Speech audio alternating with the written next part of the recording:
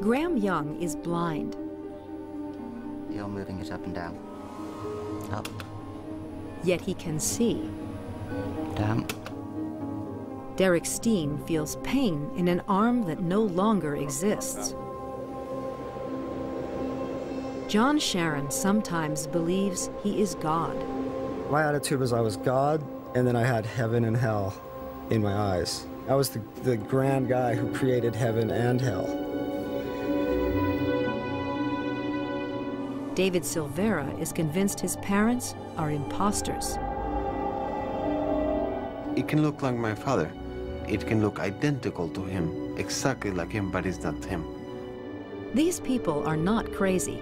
They have all suffered damage in tiny sections of their brains that has profoundly distorted the way they perceive themselves and the world around them.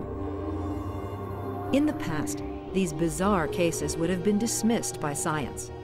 But today, one neuroscientist tracks them down with the dogged persistence of a detective.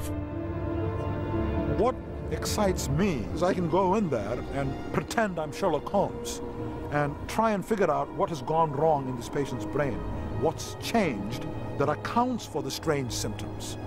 And this, of course, is a lot of fun to do because you're learning a lot about the brain, learning a lot about what causes the symptoms in that particular patient. But more importantly, it's telling you about how the normal human brain works and how the activity of neurons in the normal brain gives rise to conscious experience and gives rise to the whole spectrum of abilities that we call human nature. Can the misfortune of brain injury shed light on the workings of the normal brain? Perhaps even help solve some of the eternal riddles of human nature? Understanding the human brain is one of the ultimate challenges in science.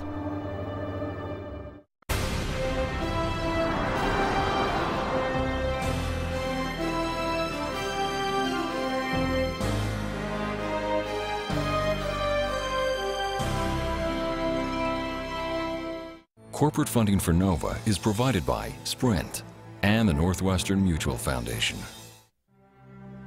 Additional funding is provided by the Park Foundation, dedicated to education and quality television. And by the Corporation for Public Broadcasting, and by contributions to your PBS station from viewers like you. Thank you.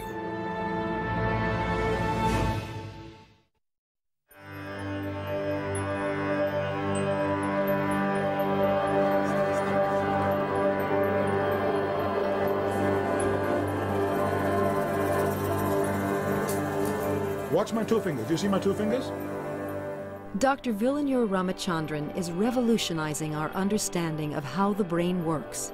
His efforts to solve some of the most baffling neurological mysteries take him from the hospital bed to the outer limits of brain science.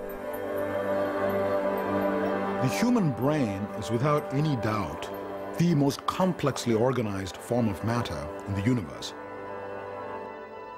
The brain is made up of 100 billion nerve cells or neurons. Someone has calculated that the number of possible permutations and combinations of brain activity exceeds the number of elementary particles in the universe. And this gives you some idea of the staggering complexity one is faced with in trying to understand the functions of this mysterious organ. So the question is, how do you even begin? Ramachandran began his investigations with a strange phenomenon called phantom limb syndrome. It's not uncommon for amputees to feel the vivid presence of a missing limb long after it has gone.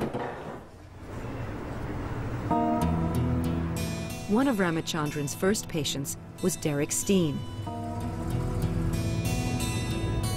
13 years ago, I was involved in a motorcycle accident, and I pulled the nerves out of my spinal cord up in my neck.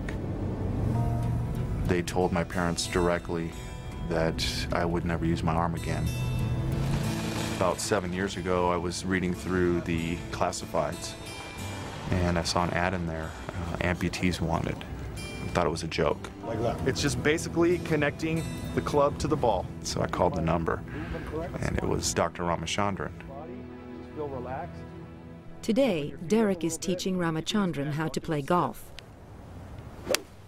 But several years ago, Derek made a crucial contribution to Ramachandran's pioneering work in brain science. Yes, that was amazing. After my surgery, I sat up in the bed and still felt the arm there, still felt everything there. And I'm looking down and I'm seeing nothing. It was pretty bizarre. The more I thought about it, the more it hurt. The more it hurt, the more I thought about it. So it was like, it was never ending. I mean, I'd break out in a cold sweat and turn pale just standing here talking to you because the pain would hit so bad. If there is any one thing about our existence that we take for granted, it's the fact that we have a body. Each of us has a body, and you give it a name, it has a bank account, and so on and so forth. But it turns out even your body is something that you construct in your mind, and this is what we call your body image. Now, of course, in my case, it's substantiated by the fact that there really is a body with bone and tissue. But the sense I have, the internal sense I have of the presence of a body and arms and all of that is, of course, constructed in my brain, and it's in my mind. And the most striking evidence for this comes from these patients who have had an amputation and continue to feel the presence of the missing hand. It was the beginning of an important relationship. Important for Derek because not only would he finally understand his phantom pain, he would also get to the bottom of a mysterious sensation he felt while shaving. when I first started shaving after my surgery, I would feel my absent hand start to hurt and tingle whenever I shaved this left side of my face. Meeting Derek was important for Ramachandran because the explanation he came up with would rock the world of neuroscience. How about that? That's just my arm. The first thing Ramachandran did was to invite Derek to his lab for a simple test. Derek, I'm going to touch different parts of your body, and I just want you to tell me what you feel and where you experience the sensation, okay? Okay. Close your eyes. Could feel that on my forehead? Anything anywhere else? No. Okay. It's on my nose, Okay. my chest. Your chest. Okay. I can feel that on my cheek, and I can feel rubbing on the phantom left hand. On the phantom left hand, in addition to your cheek, I'm going to run the Q-tip across your jaw and see what happens. I can feel the Q-tip on my cheek, and I can feel a stroking sensation across the phantom hand. You actually feel it stroking across your phantom hand, across the palm. So here is a medical mystery of sorts. Why does this happen? Why would a person, when you touch his face, claim that I was also touching his missing phantom fingers? That's fine. Palm. Thumb and palm. This was just the kind of mystery that Ramachandran was drawn to, although it would take some time to solve. One day, while Derek was making one-armed repairs on his favorite Chevy, Ramachandran turned up with his solution. It was a groundbreaking theory. The reason we think it happens is that in the brain, there is a complete map of the surface of the body. The entire left side of my body, the skin surface, is mapped on to the right side of my brain along a vertical strip of cortex, which we call the somatosensory cortex. Similarly, the right side of my body is represented on the left side of my brain.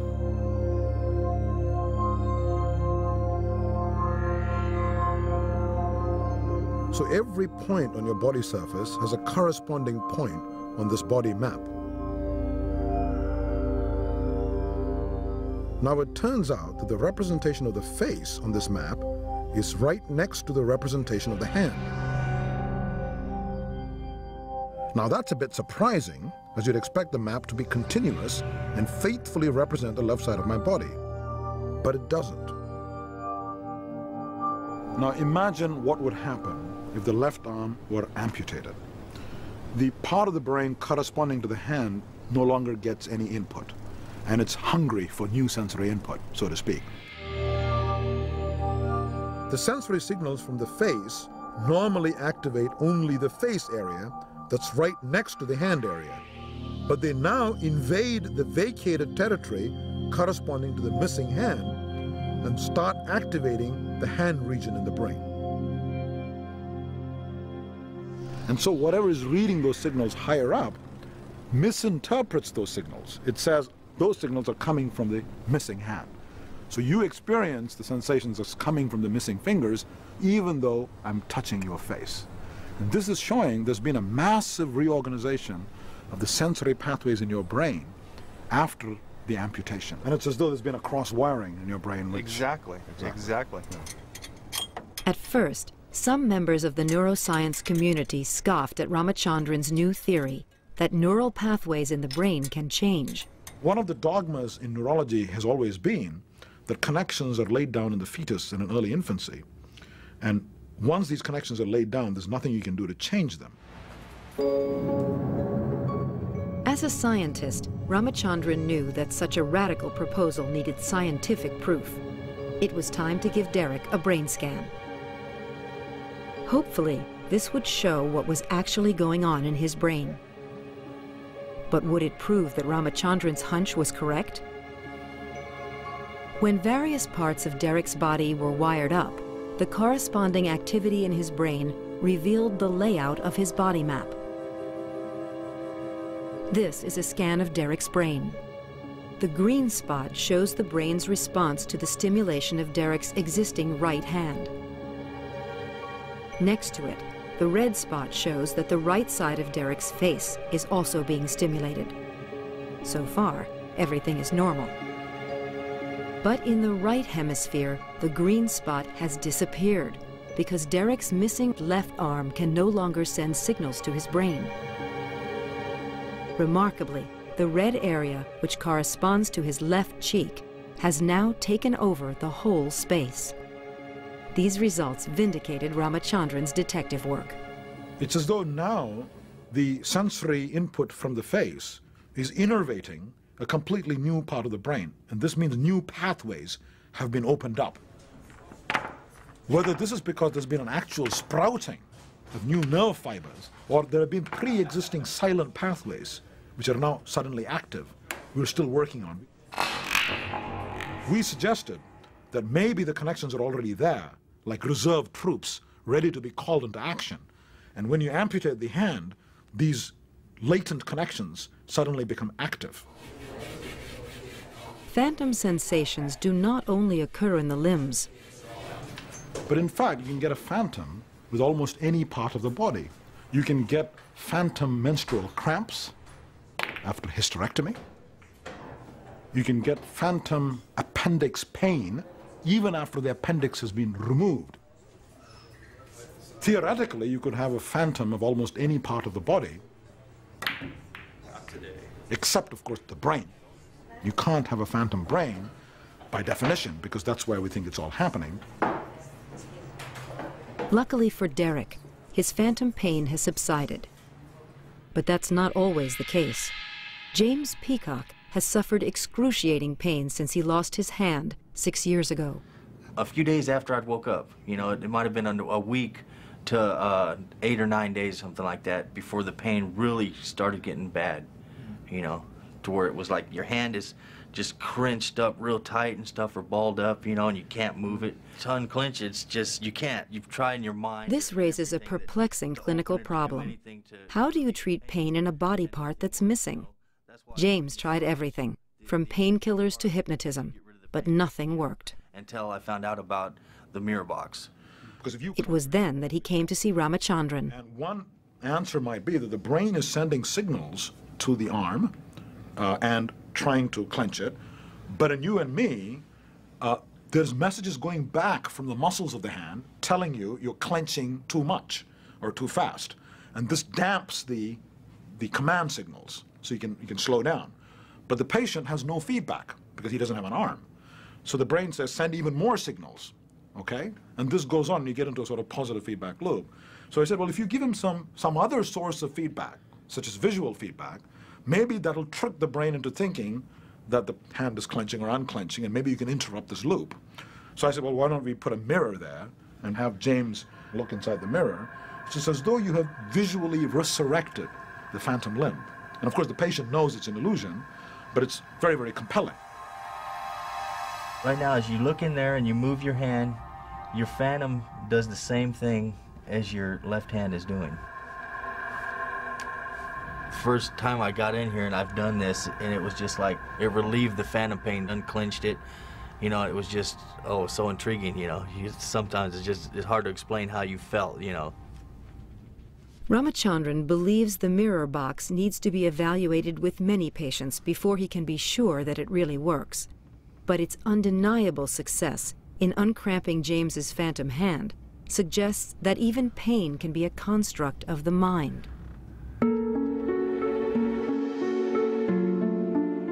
The phenomenon of phantom limbs reveals how our brains can delude us into being conscious of something that isn't there. But Ramachandran has come across an even stranger condition, a remarkable ability of the brain that allows you to see even though you are totally blind. This rare condition is called blind sight.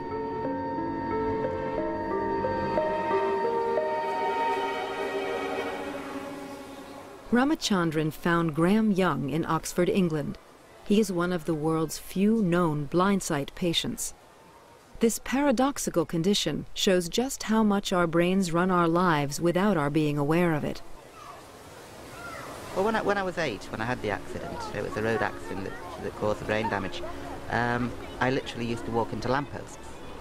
I ran into, you know, these huge great pillars you get in stations. I ran into one of those one day. The main visual centers in humans occupy nearly half the brain, in a large region towards the back of the head. Graham's vision was devastated by the accident.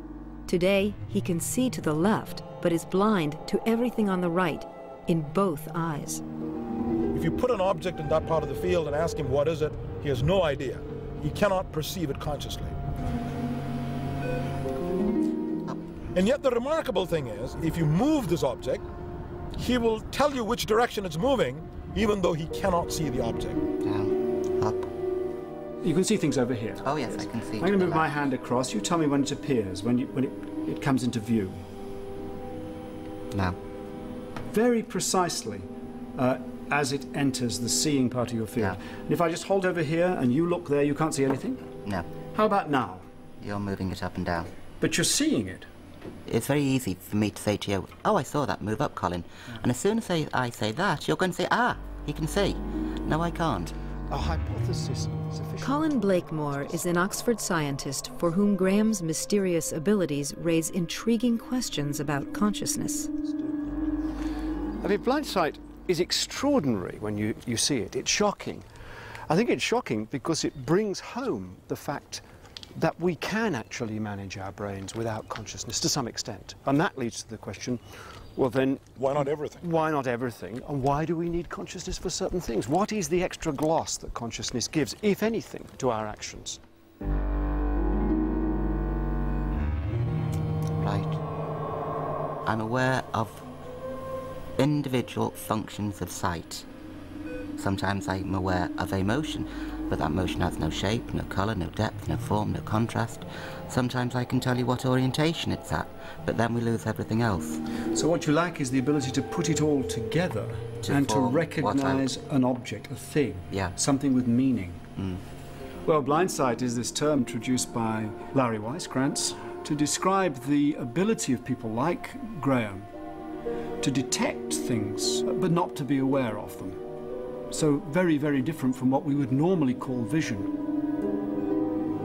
Right. If there's one thing that this phenomenon of blind sight teaches us, it is that vision is not entirely seeing, that there can be a disconnection from the capacity to respond to visual information and the actual act of being visually aware of something. Those two things can be separated and probably are in our everyday lives. But the problem is that obviously we're not aware of the things that we're not aware of. We just don't know the extent to which they play a part.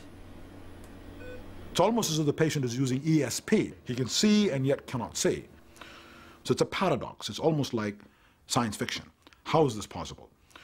Well, if you look at the anatomy, you can begin to explain this curious syndrome. It turns out from the eyeball to the higher centers in the brain where you interpret the visual image, there's not just one pathway, there are two separate pathways which subserve different aspects of vision.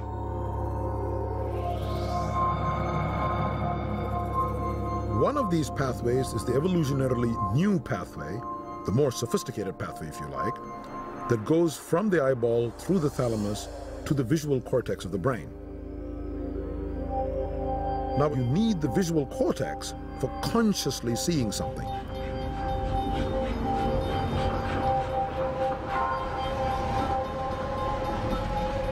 The other pathway, which is older evolutionarily and is more prominent in animals like rodents, lower mammals, birds, and reptiles, goes to the brain stem, the stalk on which the brain sits. And from the brain stem gets relayed eventually to the higher centers in the brain.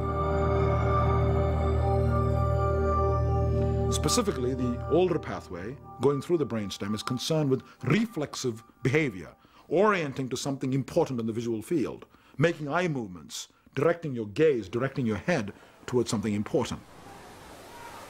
In these patients, one of these pathways alone is damaged, the visual cortex is damaged. And because that's gone, the patient doesn't see anything consciously. But the other pathway is still intact. And he can use that pathway to guess correctly the direction of movement of an object that he cannot see. Graham's vision is similar to that of reptiles, who depend on unconscious blind sight for their survival. A lizard, if it wants to catch a fly, for example, doesn't actually have to see a fly, it doesn't have to recognize a fly, it just has to be aware of something moving. So I suppose me and the lizard are distant cousins.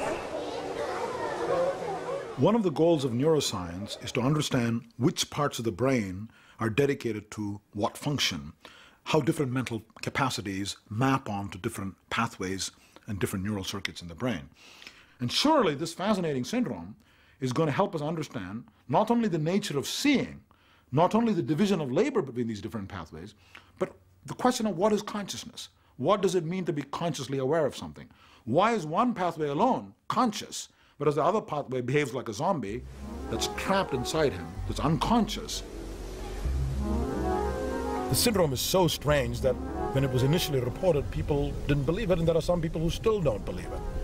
But in a sense, it's not that strange if you think about it, because in a sense, we experience blind sight all the time in our daily lives. For example, as I am driving this car and having this conversation, all my attention is on the conversation, on the person next to me. And in fact, I'm not conscious of what's going on around me.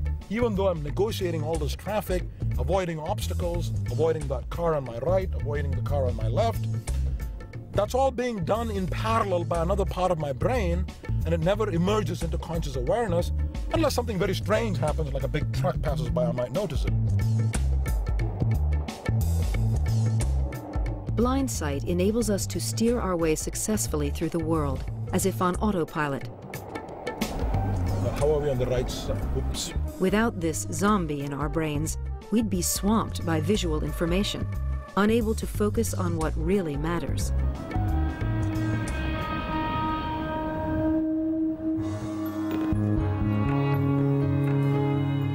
Unlike Graham, Peggy Palmer has normal vision. No, she's not bad. She should be able to copy this star easily. I'll never get this star. I'm hopeless at this. But something odd is happening. One whole side of the star is missing. Peggy has a condition called visual neglect. Although her eyesight is fine, half of her visual world no longer seems to matter. 10 years ago, Peggy suffered a stroke in the parietal lobes of her brain. The parietal lobes are concerned mainly with creating a three-dimensional representation of the spatial layout of the world, allowing a person to walk around, to navigate, to avoid bumping into things. When the right parietal is damaged, the patient is unable to deal with the left side of the world. This condition has fascinated neurologists for more than a century because it reveals not only how the brain shapes the way we perceive space in the present, it even determines the spatial look of our memories. This became apparent when Peggy was asked to draw a daisy from memory. Right. A daisy it shall be. For neuropsychologist Peter Halligan, Peggy's drawings reveal exactly what's gone wrong. is like a radar system, whereby the actual radar system on the left-hand side is no longer working well.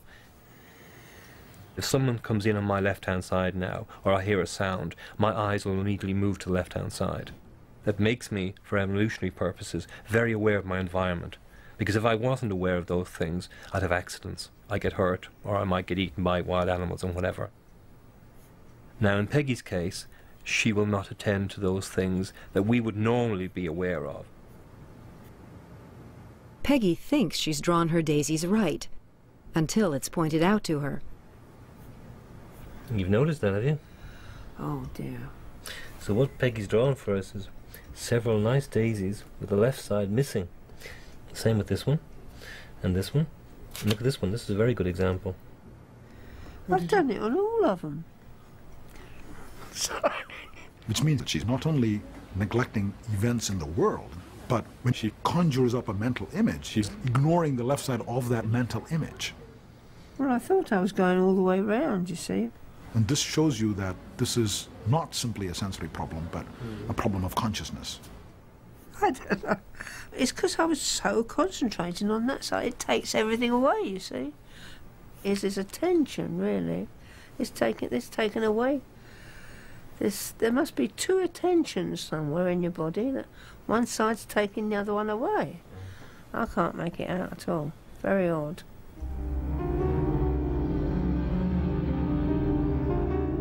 Peggy's one-sided daisies graphically reveal how damage to the visual centers can warp our consciousness of the world, and how complex the human visual system actually is. When I was a medical student, I was taught there's an area in the back of the brain called visual cortex, and that's where seeing takes place. But since then we have learned, in fact, there's not just one, there are 30 areas in the brain concerned just with seeing. For Ramachandran, a walk through this Southern California mall shows exactly what these visual areas have evolved for. And maybe these different areas are specialized for different aspects of vision. One area for seeing colors, another area for seeing movement, for form and shape, relative distance and depth. Now, despite this staggering complexity of all these different areas, there seems to be a simple overall pattern of organization. In fact, the visual input as it comes in seems to divide into two parallel streams of processing. There is one pathway which we call the how pathway, to which some of these areas belong, and that how pathway seems to be concerned mainly with navigation, with being able to walk around, avoid bumping into obstacles, avoiding uneven terrain, reaching out and grabbing something. The how pathway leads from the main visual areas to the parietal lobes at the top of the brain, where Peggy suffered her stroke. The other pathway, the what pathway, leads from the main visual areas to the temporal lobes, located just behind our temples. The what pathway is concerned with recognizing the object. What am I looking at? What does it mean for me? Is this an edible object? Is it a flower? Is it a person's face? What is it that I'm looking at, and what does it mean for me? That's what the what pathway is concerned with, and it's that pathway that seems to be damaged in David.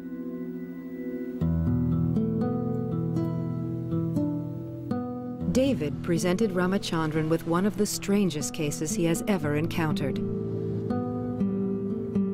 2 years ago, David was involved in a terrible car accident while driving back to California from Mexico.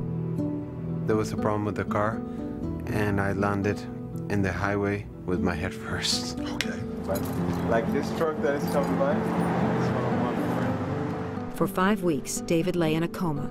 Serious injuries led to the loss of his right arm, but to everyone's relief, when he regained consciousness, his mental capacities seemed to be intact. He was articulate, he was intelligent, not obviously psychotic or emotionally disturbed. He could read a newspaper. Everything seemed fine, except he had one profound delusion. He would look at his mother, and he would say, "This woman, doctor, she looks exactly like my mother." But in fact, she's not my mother. She's an imposter. She's some other woman pretending to be my mother. The injury to David's brain had brought on a very rare condition called the Capgras delusion. I was cooking dinner, and he probably didn't like the food that night. Okay. And he said, you know, the lady who comes in the morning, she cooks much better than you. Okay. It's that lady, I like that lady very much. Okay. But the lady was me, of course, all the time. David was also convinced that his father was an imposter. He would say to his dad, you know, I'm sure you would like to meet this guy. He's so much like you, but he drives better. He doesn't go so fast. It can look identical to him, exactly like him, but it's not him. After 2 months of this disturbing behavior, David's parents decided to seek help from Ramachandran. Yeah, that's wonderful. But when you looked at the person who looked like your father, what was your feeling? Did it look like there's some other person who resembles your father, is not really your father, something like that? Exactly. Yeah. There's a difference of the fact that I know that that person happens not to be my father. Uh-huh. It is not my father or my mother, right? Okay. I don't expect things from that person as I would expect from my parents. No, they were. I got to come, the teacher today. David not only had delusions about people, he also believed that the house that he lived in was just an imitation of his home. One day he started getting really angry. I want to go to my house. I want to go to David's house. I want to go to David's house. And we're in the apartment. And I'm just going, what am I going to do? So I decided, I said, okay, David, let's go. So I took him down the stairs. And I went around through the back, came back through the elevator, took him to bring, you know, the same apartment. And I said, this is your house. And I opened the door and I said, okay, ciao. And I just left him there alone. It was the same apartment. And he looked at it and said, oh yes, this is my apartment. Things like that would happen. Right. And then maybe a few days after, he would start saying, I want to go to my house. David's house. This is not David's house. Amazingly, David sometimes referred to himself as the other David, as if his own self were an imposter. The Capgras delusion has been known since the turn of the century, but has been treated as a curiosity, an anomaly. The standard explanation, which you find in most psychiatry textbooks, is a Freudian one, and the idea is something like this. This young man, like most young people, when he was an infant growing up, he had strong sexual attraction to his mother, the so-called Freudian Oedipus complex. No, I talked to him and I said, he cannot evaluate me because I'm not playing. He said, wait, you're not evaluating where, for what? But then along comes a blow to the head, and suddenly and inexplicably, these sexual urges come flaming to the surface, and he finds himself sexually attracted to his mother.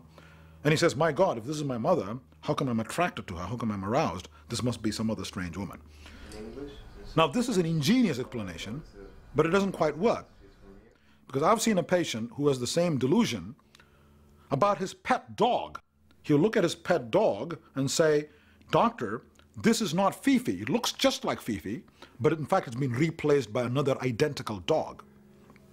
So how does the Freudian explanation account for this, unless you start talking about the inherent bestiality in all human beings or something like that? So what really causes the Capgras delusion? Well, it turns out that when you look at an object, the message goes to the temporal lobes, to the visual centers in the temporal lobes. But seeing is a multi-level process. After you've recognized it, you also need to respond to the object emotionally. This is obvious when you look at a Picasso or a Rembrandt or any beautiful picture. Even when you look at, say, your mother's face, the appropriate emotional warmth has to be evoked. Or when you look at a lion, you have to be afraid. And all of this is part of the visual process, but happening in a different part of the brain. Whenever we look at an object or a face, the message reaches the temporal lobes, where it's identified. But then it gets relayed to a structure called the amygdala, which is the gateway to the limbic system that contains the emotional centers of the brain. And it's here that we generate the appropriate emotional response to whatever it is we're looking at. Now, what I've suggested is that what's going on in this patient is the message gets to the temporal lobe cortex, so the patient recognizes his mother as being his mother and evokes the appropriate memories, but the message doesn't get to the amygdala because the fibers going from the temporal lobe cortex to the amygdala and to the emotional centers are cut as a result of the accident.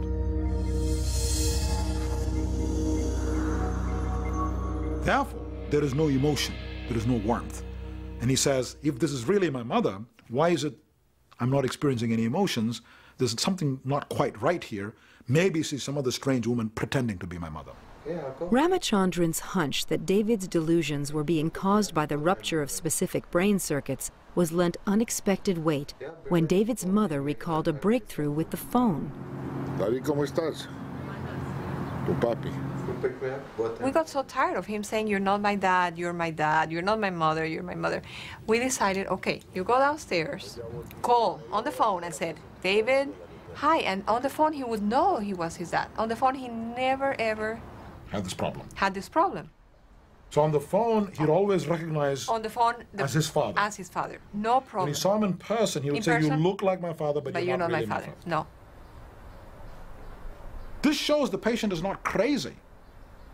Why would he be crazy in person but not on the phone? The answer is there's a separate pathway that goes from the auditory cortex, the hearing part of the temporal lobe, to the amygdala. And that pathway was not damaged in David by the car accident. Therefore, when he listens to his father on the phone, there is no delusion. Yeah, great. This is a lovely example how you can take a completely bizarre neurological syndrome, maybe from the X-files of neurology, which no one really understood, a person claiming that his mother is an imposter, and then come up with a very detailed explanation in terms of the known anatomy of the brain, saying, here is where the flaw is, and then doing an experiment that takes just an hour to do. So this first one's... And showing that this is what's gone wrong in this patient. Okay, are you comfortable? To test his theory about the Capgras delusion, Ramachandran arranges to measure David's galvanic skin response, which is the basis of the lie detector test. If David's brain were normal, he would react emotionally to this picture of his father. This in turn would stimulate an almost indiscernible increase of sweat on his skin and a heightening of electrical resistance that can be measured. The prediction is that when people with normal brains look at photographs of people they don't know, they will not respond emotionally. So there will be no change in skin resistance.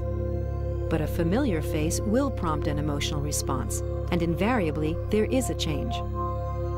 Now the question is, what happens with David? If Ramachandran's theory is correct, pictures of his parents will not evoke an emotional response, so the line should remain flat.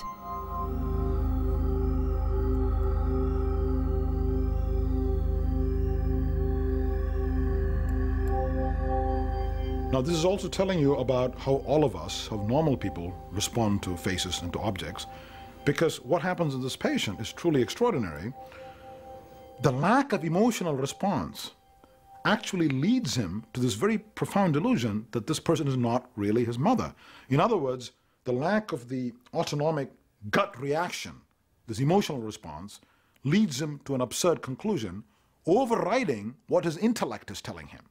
And this tells you how closely linked your intellectual view of the world is to your basic emotional reactions to the world.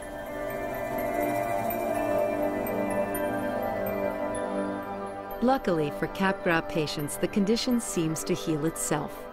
David no longer thinks his mother is an imposter. And the man who looks like his father is his father and triggers the flow of all the old familiar feelings. David's lack of emotional response showed just how crucial emotions are to the recognition process of the normal brain.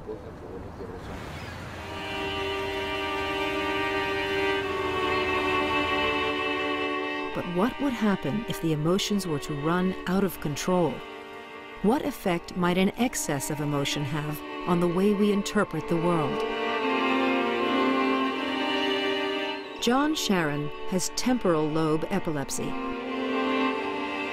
The seizures involve my person and my soul and my spirit, all of it. When I get one of those feelings, though, my whole body just tingles and just, oh, I'm like, that's that. John's epileptic seizures are essentially an electrical storm in his temporal lobes, when a group of neurons starts firing at random, out of sync with the rest of his brain. Recently, John experienced one of his worst episodes to date. He'd gone out to the desert with a girlfriend, and they'd both got very drunk, with disastrous results. John was suddenly hit by a volley of seizures. Each one lasted about 5 minutes and involved violent convulsions that left him unconscious. Eventually, John managed to get a call through to his father, who drove out to the desert to bring him home. On the way home, him and I just got into some philosophical, questions about everything, and I just would not shut up. On the way home, I was going and going. It was like I was wired. It's basically an earthquake within the body. And like any earthquake, there are aftershocks. And like any earthquake that does damage, things have to be rebuilt. Things have to subside. Mainly what I deal with is the aftermath, particularly with this last episode. It was very much like stepping into a Salvador Dali painting. Okay, instantly everything was surreal. And that's, in essence, what his seizures are all about, the aftermath. Where it puts his brain, where it puts his memory, where it puts his mind, his thinking ability, everything else. When John's seizures came to an end, he was exhausted, but he felt omnipotent. I went running down the street screaming that I was God. And then this guy came out, and I was just like pelvic thrust at him and his wife, and I was like, "You want to effing bet I ain't God?" And I said, literally, "You get back in here. What do you think you're doing? You're disturbing the neighbors, you're going to call the cops. What is this all about?" I kind of just looked at him cool and calm and apologized to him, and I'm like, "Nah, no one's going to call the police." I didn't say this last part, but I'm thinking to myself, no one's going to call the police on God.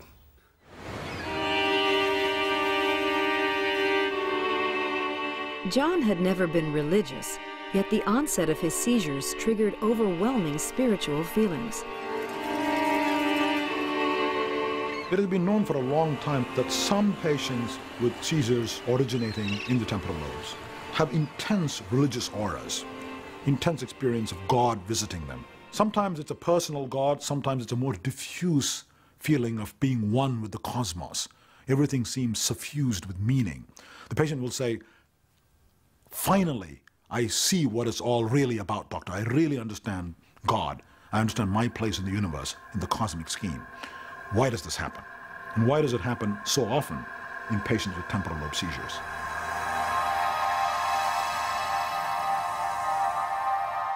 Ramachandran met John shortly after the episode in the desert.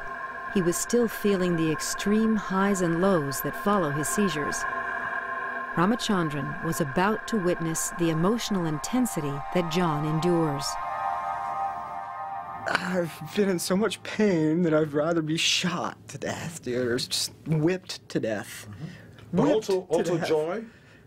Yeah, I've been in so much joy that I would rather be left alone, man. Take everything away and just let me sit there and have that much joy. I feel like I can float and stuff sometimes, you know?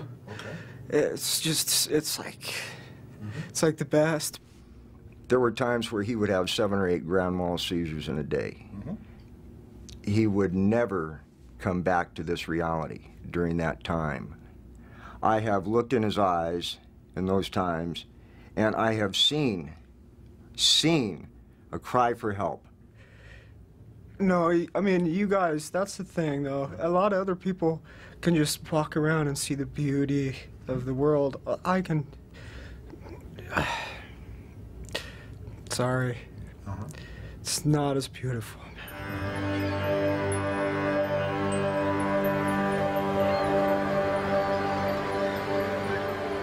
He has a seizure, he'll want to talk philosophy. He'll want to discuss all the things that are floating around in this stew he's got up here that he's trying to reconstruct. Thoughts that he may have had just floating through his mind while he was in a seizure mode may come surfacing. I see, okay. Okay, Yeah, yeah. so... But also you said he's become more emotional because of the seizure, so that's helpful too. Much more sensitive, but oddly enough, not in regards to himself. Okay. But in regards to atrocities, disasters, things like that, anywhere and everywhere. Wrongs done to other people. Oh my God. And you know what? I am so right in my own head. I know I could go out there and get people to follow me. Not like these wackos with sheets on their heads. Not like those idiots. Right. But now it's just the new generation of the prophets. Yep. And were all the prophets people that were flopping around on the ground? Is that what this whole message was? The gift from the gods this whole time? That's possible, isn't it? Yeah. I've never been religious, ever. People say, no, you can't see into the future. That's what that gift is, but you gotta pay for it by getting slammed around. Now, why do these patients have intense religious experiences when they have these seizures? And why do they become preoccupied with theological and religious matters even in between seizures?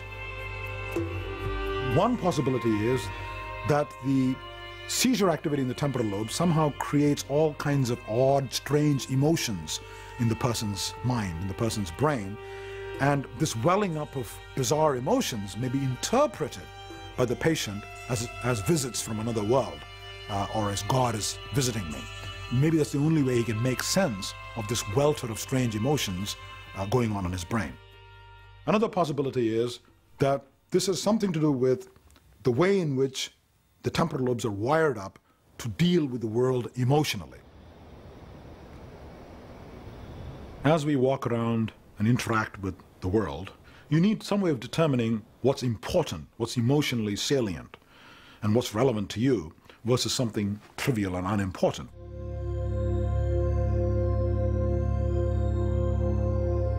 How does this come about? We think what's critical is the connections between the sensory areas in the temporal lobes and the amygdala, which is the gateway to the emotional centers in the brain.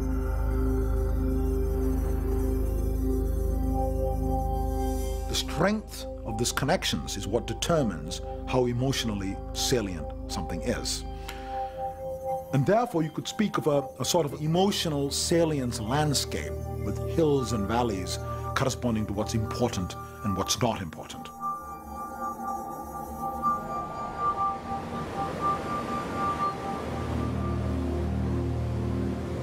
And each of us has a slightly different emotional salience landscape. Now consider what happens in temporal lobe epilepsy. When you have repeated seizures, what might be going on is an indiscriminate strengthening of all these pathways. It's a bit like water flowing down rivulets along the cliff surface. When it rains repeatedly, there's an increasing tendency for the water to make furrows along one pathway, and this progressive deepening of the furrows artificially raises the emotional significance of some categories of inputs.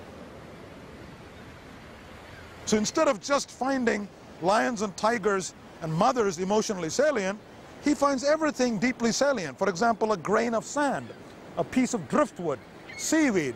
All of this becomes imbued with deep significance.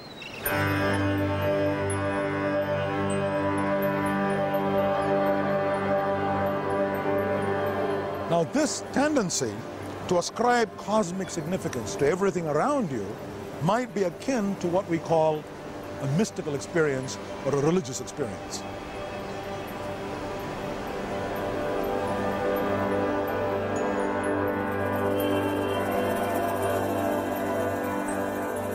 For Ramachandran, John's story is the basis of one of his most intriguing and controversial theories. Could there be a specialized area of the brain that drives human beings to seek religion? A few years ago, the popular press inaccurately quoted me as having claimed that there is a God center or a G-spot in the temporal lobes. And now this is complete nonsense. There is no specific area in the temporal lobe concerned with God, but it's possible there are parts of the temporal lobes whose activity is somehow conducive to religious belief. Now, this seems unlikely, but it might be true. Now, why might we have neural machinery in the temporal lobes for belief in religion? Well, belief in religion is widespread. Every tribe, every society has some form of religious worship. And maybe the reason it evolved, if it did evolve, is that it is conducive to the stability of society. And this may be easiest if you believe in some sort of supreme being. And that may be one reason why religious sentiments evolved in the brain. The only reason I probably would get rid of the seizures and epilepsy, because I've never even seen them, is because of my family, because of him. I would keep them for those visions, because of the way I see the world falling into place and things like that. It's a wild little place to be stuck in there. It also seems like a key, and right now I haven't learned how to get to the key use the key without those seizures. If I was told that I'd never have a chance to have that key again, sorry, I'm gonna hold on to that thing. Just because some patients with temporal lobe seizures have intense religious experiences, this does not in any way invalidate that experience for that patient. In fact, it can very often enrich the patient's life enormously, and it poses a dilemma very often for the physician, because what right do we have to treat the patient with medication or with surgery, thereby in some instances depriving him of these valuable experiences?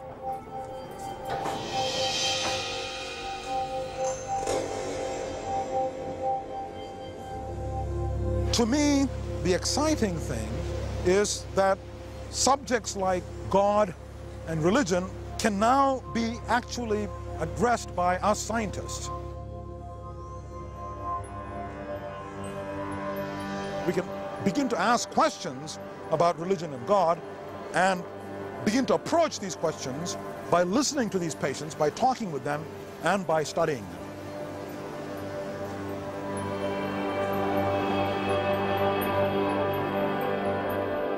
It's a tragic irony that today's breakthroughs in our understanding of the human brain are made possible by the misfortune of brain injury. For centuries, philosophers have labored to understand God, consciousness, and the mysteries of human nature. Now, perhaps science will have its chance.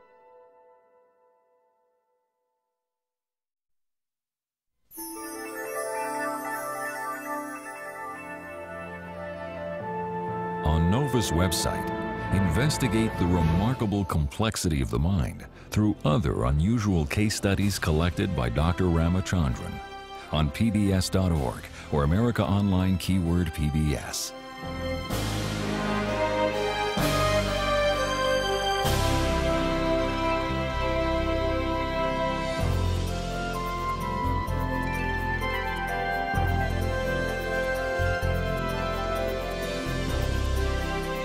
To order this show or any other NOVA program for $19.95 plus shipping and handling, call WGBH Boston Video at 1-800-255-9424. Next time on NOVA. The doctor said that there had been an accident. We can impose a gender identity on a newborn. He did not say it was an experiment. I was never happy as Brenda. Never. Sex unknown.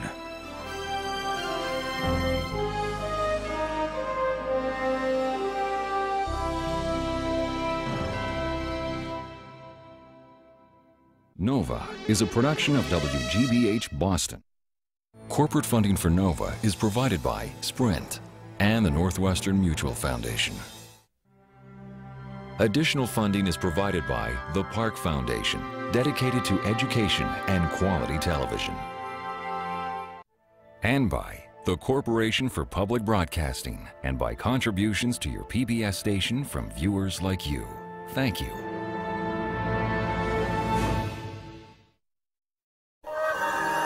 This is PBS.